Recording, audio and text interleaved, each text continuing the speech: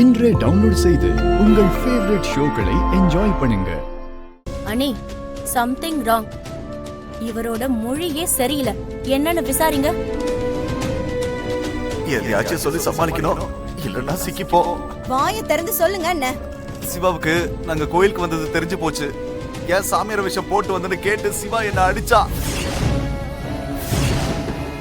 நீயும் ரம்யாவும் ஜனனிய அபாஷன் பண்ணதா கூட்டிட்டு போனீங்க. அதுக்கு தான் நான் உங்களை பார்க்க வந்தேன்னு சொல்ல முடியுமா? சொல்லுங்க, சொல்லவா?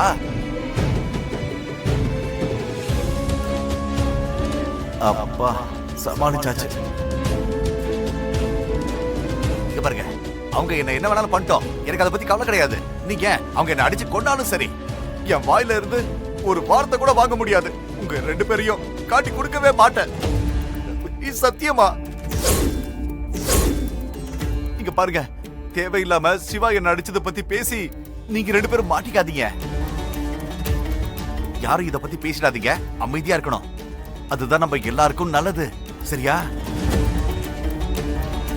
ஐயோ, வலி தாங்க முடியல. ஒரு 2 பெக்கு போட்டாதான் கரெக்டா. செருப்பு கூட போடாம வர எங்க இருந்து வர? ஆமா, போடல. அதுக்கு என்ன? கோயிலுக்கு போனேன். எந்த கோவில்? அன்னை மேகலா தேவி அம்மன் கோவிலா?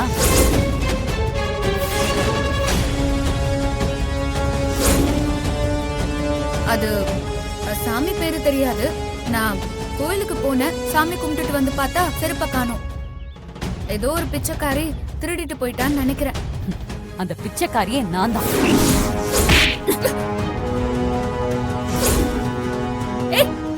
இப்ப எதுக்கு நீ என்ன அடிக்கிற?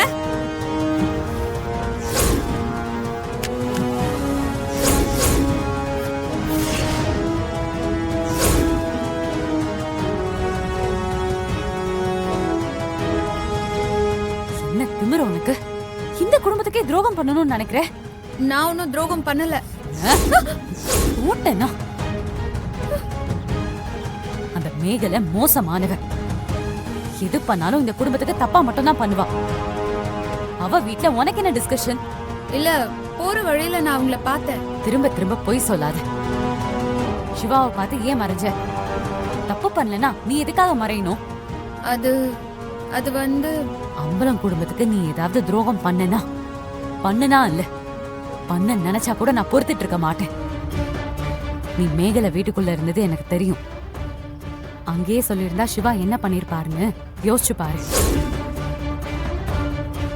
இத பாரு, இதுதான் உனக்கு லாஸ்ட் வார்னிங். உன்னை அந்த மேகலை கூட எங்கேயாவது பார்த்தேன், எல்லா உண்மையும் நான் சொல்ல வேண்டியது இருக்கும். எல்லா உண்மையுமே குழந்தை ரகசியத்தையும் சேர்த்துதான் சொல்றேன்.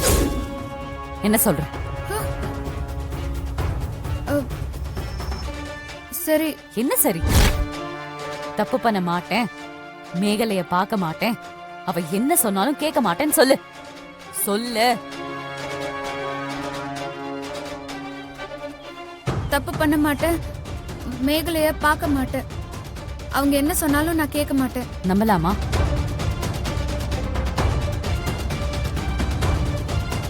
சிவா, இல்ல, வேண்டாம், எதுவும் சொல்ல வேண்டாம். என்ன நம்பலாம். ஐயா, என்னால இந்த வீட்ல ரொம்ப நாள் இருக்க முடியாது.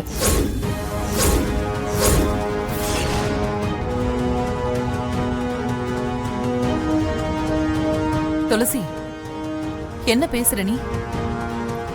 எங்க இருப்பீங்கன்னு சொல்லிட்டு தானே போவீங்க. பேசாம இருக்க மாட்டீங்களா? துளசி, இப்ப என்னாச்சு உனக்கு? பத்மா, நீ என்ன சொன்ன? ஐயோ அண்ணே, என்னென்ன எதுக்கு எடுத்தாலும் என்ன திட்டுறீங்க?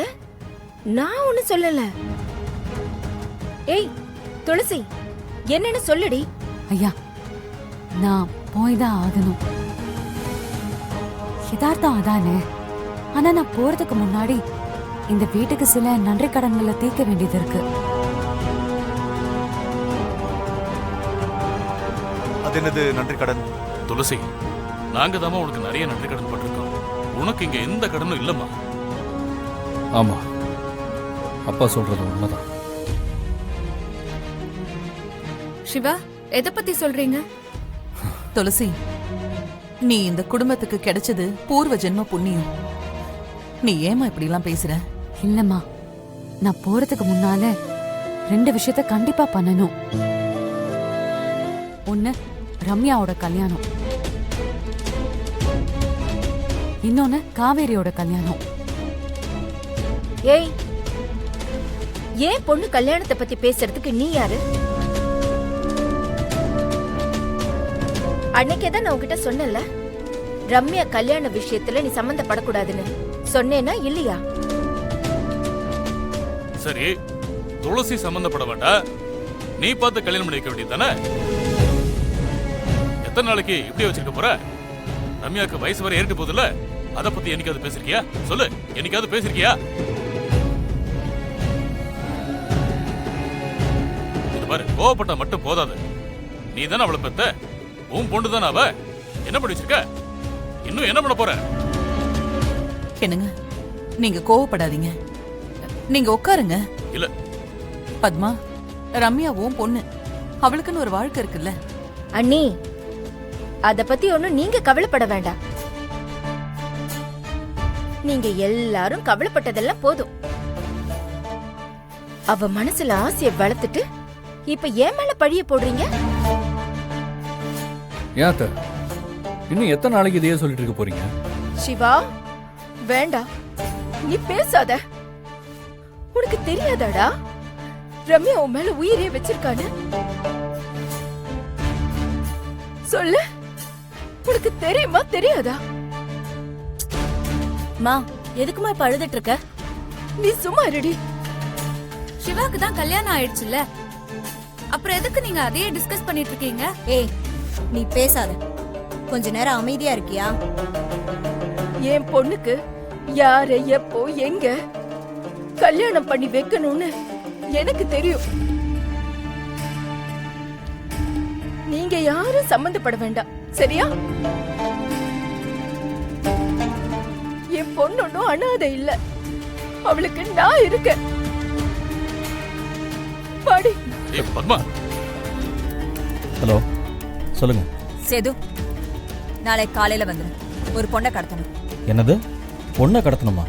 டேய், பொண்டாட்டிய கொண்டவனுக்கு பொண்ணை கடத்துறதெல்லாம் கஷ்டமா? உன்னால முடியுமா முடியாதா? நான் ஒன்றும் முடியாதுன்னு சொல்லலையே. எதுக்கு கடத்தணும், யாருன்னு தானே கேட்டேன். இப்படி பொசுக்குன்னு கோவப்பட்டா? கொடத்தி காஞ்சிபுரம் கொண்டு போய் நம்ம தாசுக்கு கல்யாணம் பண்ணி அன்னைக்கு முதல் இரவை முடிக்கணும். பொண்ணு யாரு? நீ பார்க்க தானே போற, வா, நேர்ல பார்த்து தெரிஞ்சுக்கலாம்.